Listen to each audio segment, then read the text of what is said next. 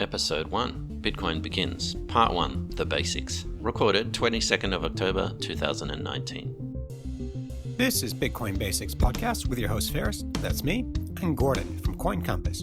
We're Bitcoin advisors and educators supporting business and individual investors to safely buy, manage, and control their private keys, Bitcoins. Visit coincompass.com for more information. This podcast is strictly educational and is not intended to be financial or investment advice.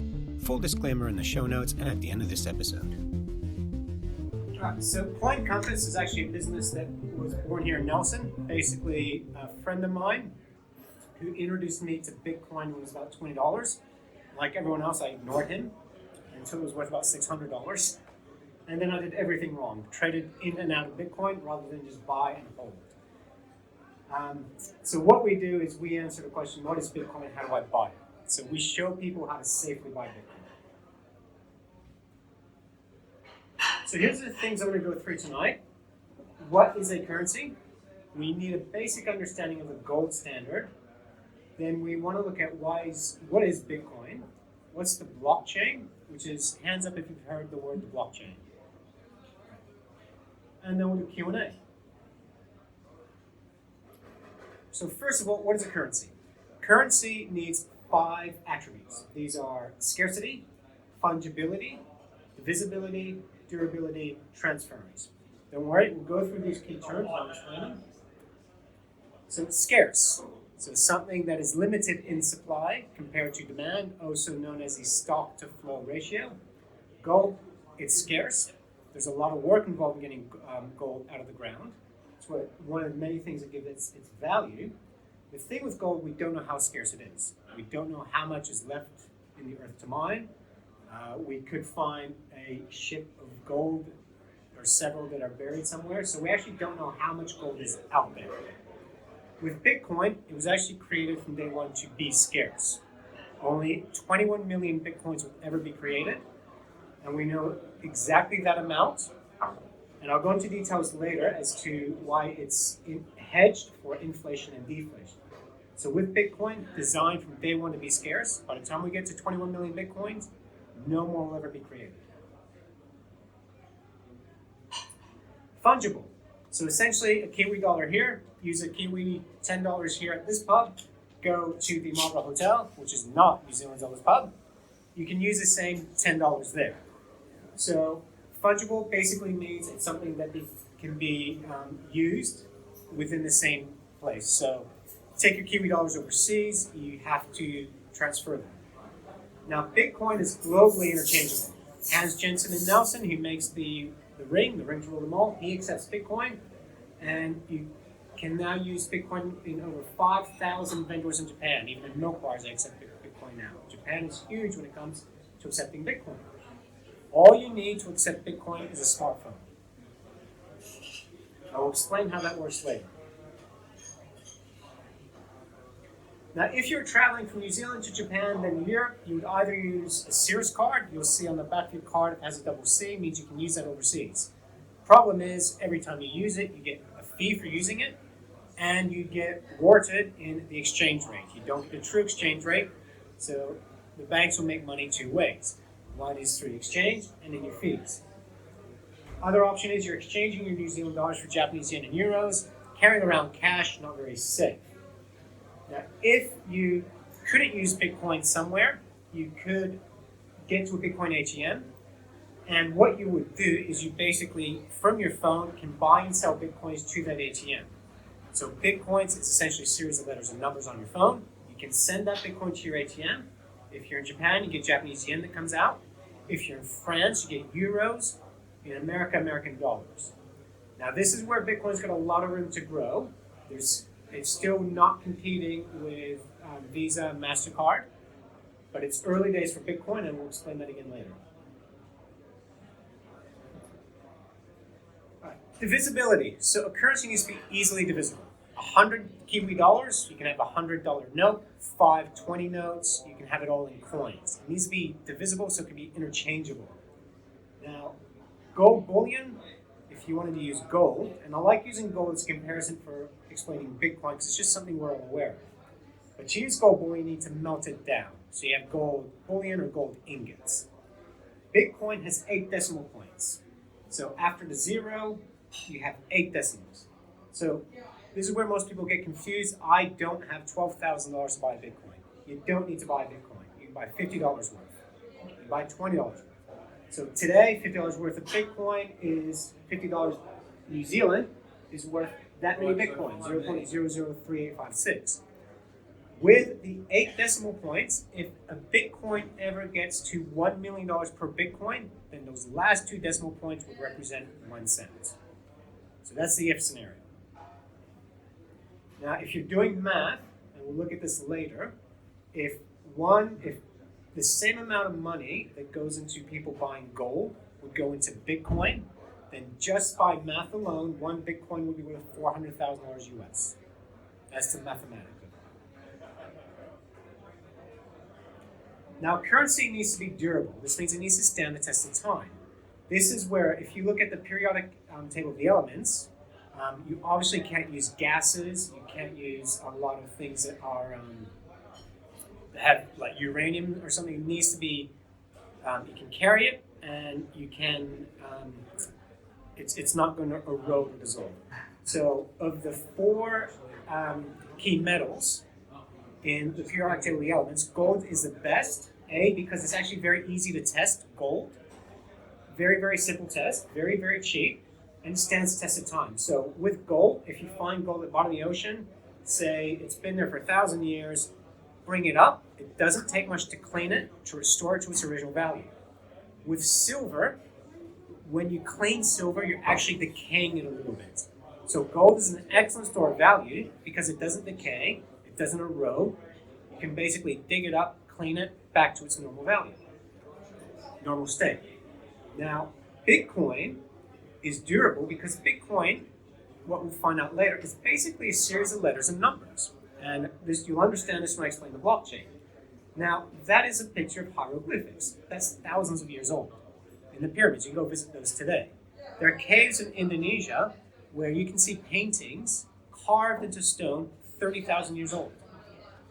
So, if you say numbers and letters are not durable, well, we've got ancient civilizations that we know were there and we know transcribed messages. So Bitcoin is no different than these hieroglyphics in that it is digital and it can stand the test of time because it's on the blockchain, which I'll explain later. Okay, number 5, transference. So a currency needs to be easily transferred between 2 parties. One person here can transfer cash to another person. Very simple. The way we transfer currency today is cash, online banking, and some people would use gold coins. So again, I just like using the gold coin analogy. With Bitcoin, it can be transferred to anyone with a smartphone. Now, take into account there are 3.3 billion smartphone users in the world. Half the world's adult population do not have access to a bank account. That takes them off of the main banking system. That's half the world's adult population. It can take the SWIFT banking system 3 to 5 days to transfer funds. It takes 30 days at least to settle. Anyone here use a credit card and you were charged back? Meaning, if you're a merchant, you found someone took the product away and then later canceled that transaction. So you lost that money, but you also lost the product you're selling. With Bitcoin, the funds are transferred and settled within 10 minutes, anywhere in the world. Someone receiving Bitcoin does not need to have a bank account. All they need is a smartphone. Now, transferring gold. That, and you see that person's hand, that's $1.5 billion in gold. This thing here, that can carry $1.5 billion in Bitcoin. This is called a cold storage device.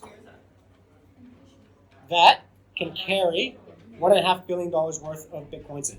There's no Bitcoin on this, but you can pass it around and have a look. So that's called a cold storage device. So that's one way of moving your Bitcoins safely. And there's a backup system to this. If you lose that, there's a backup system for it. So Bitcoin is like cash. Possession is 100% ownership. If you lose your Bitcoins, you've lost them. Someone steals them, they own them. So this is the number one thing to do, is to learn not what just is Bitcoin, how do you safely buy it, but how do you safely manage it? So I want to talk about the gold standard a little bit, because it's just, we need to understand the system that we're in today.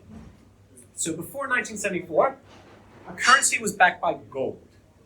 So before the gold standard, we also had silver, spices, silk standards. This basically meant if someone gave you a note, you could exchange it for one of these, for a gold coin.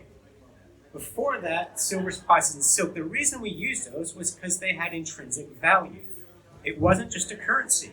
It could actually be used as something else. Gold and silver could be melted down and used as weapons. They could be used as tools. Spices and silk, you could actually wear them, you could cook with them. People traded them. So it was a medium of exchange, but it also had value beyond that. Now, if you look here, this is a 100-year-old $20 bill from America in gold coin payable to the bearer on demand.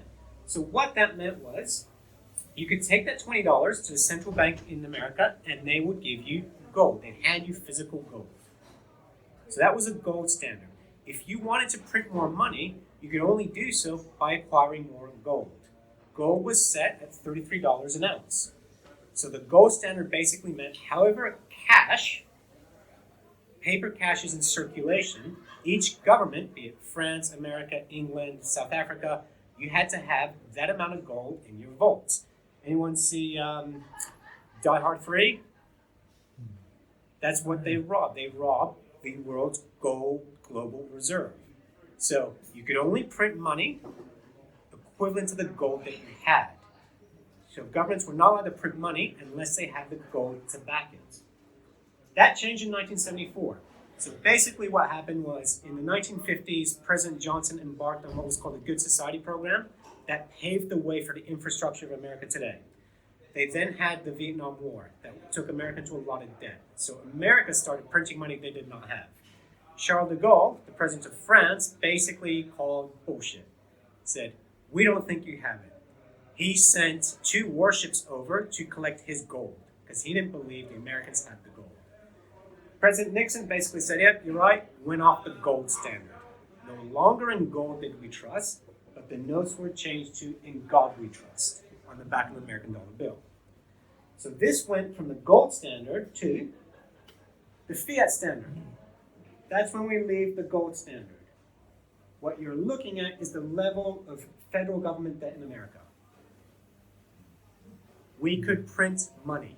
It was not backed by anything. Fiat basically means faith. So you take that $20 bill to the Central Reserve Bank, they're not going to give you gold anymore, they'll just give you change. Because what that is that saying, I have trust in the government that has issued this currency. So we are no longer on a cash system, we are on a purely fiat currency system. And this is the first time in human history that every government is on a fiat system, meaning their currency is not backed by anything other than faith in that government itself. So, supply and demand. These, to me, is the only irrefutable law of economics. Bitcoin is finite supply. I mentioned before, only 21 million will ever be created. 18 million have already been created to date. Between 5 and 7 million have estimated to be lost. How do you lose your Bitcoins? Simple. If you put your Bitcoin on one of these, and you do not back this up properly and you lose this, those Bitcoins are gone. They can't be reprinted. If you have Bitcoins on your phone, and you reset your smartphone, you upgrade it, and you forget to back up that Bitcoin wallet, those Bitcoins are gone. You would have heard stories of people that threw away old computers. I had Bitcoin on that computer. They go to the dump looking for it. 5 to 7 millions of Bitcoins have estimated to be lost. That's not $5 to $7 million. That's 5 to 7 million Bitcoins. The very last Bitcoin will be created in the year 2140. So at that point, the only way you get Bitcoins is by trading them. So Bitcoin is backed by mathematics, the world's truly universal language.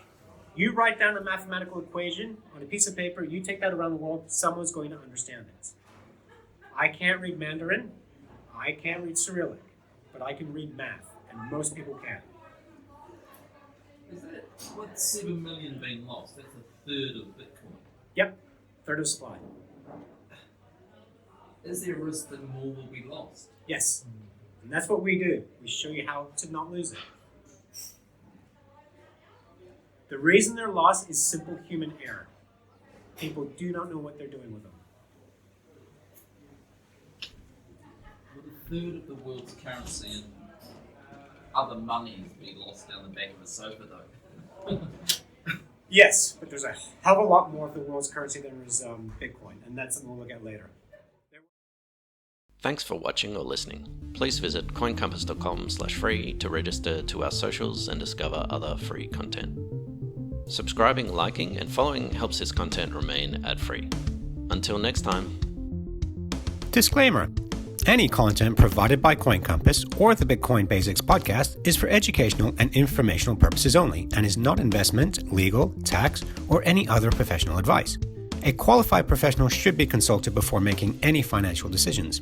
Coin Compass or the Bitcoin Basics podcast will at times recommend certain products, services, and technologies, but these are opinions based upon our own or podcast guests' experience and not endorsements.